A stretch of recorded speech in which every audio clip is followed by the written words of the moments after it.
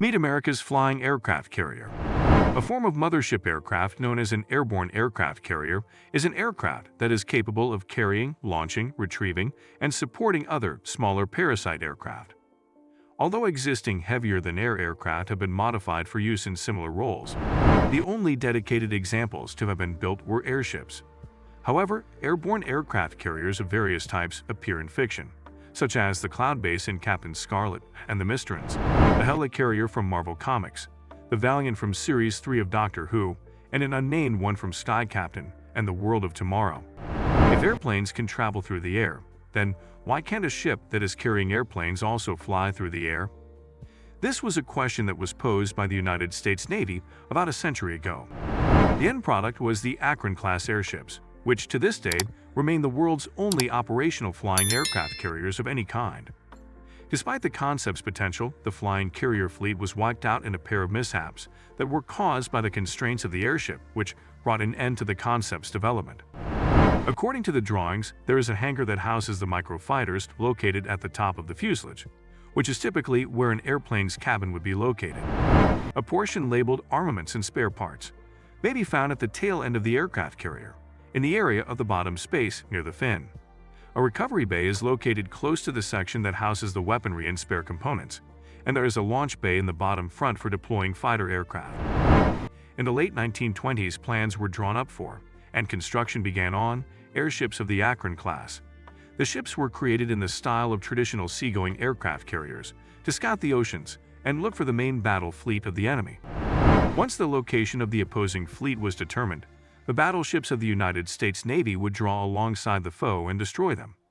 This was a rudimentary and constrained employment of the aircraft carrier, which had not yet developed into the primary component of the striking capability of the United States Navy.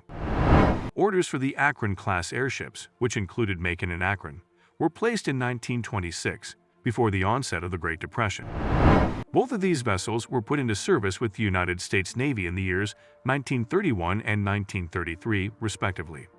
The stiff skin of the Akron-class airships was composed of fabric and aluminum, and they were filled with helium. The Akron class was a classic example of a pill-shaped interwar airship design. The aerial vehicle was propelled by 8 Maybach engines, each with 12 cylinders and producing a combined 6,700 horsepower. Each one was longer than a battleship of the Tennessee class, measuring 785 feet, but only had a crew of 60 people and could travel at a speed of 55 knots. Only 8 machine guns of .30 caliber each were mounted on each of the airships in the fleet.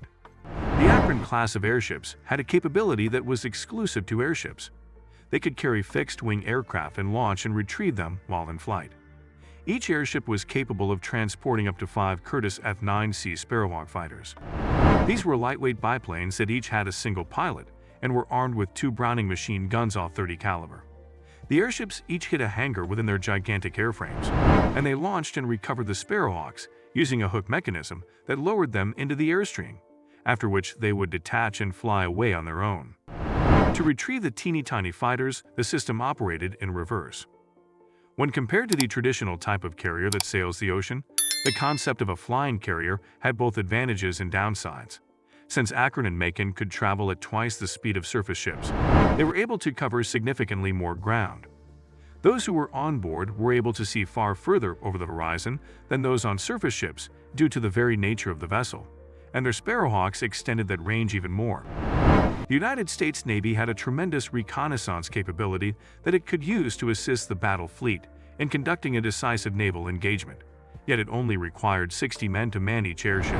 Current research conducted by the Pentagon into converting the C-130 Hercules transport aircraft into a flying aircraft carrier for pilotless drones indicates that the idea is still very much alive and thriving.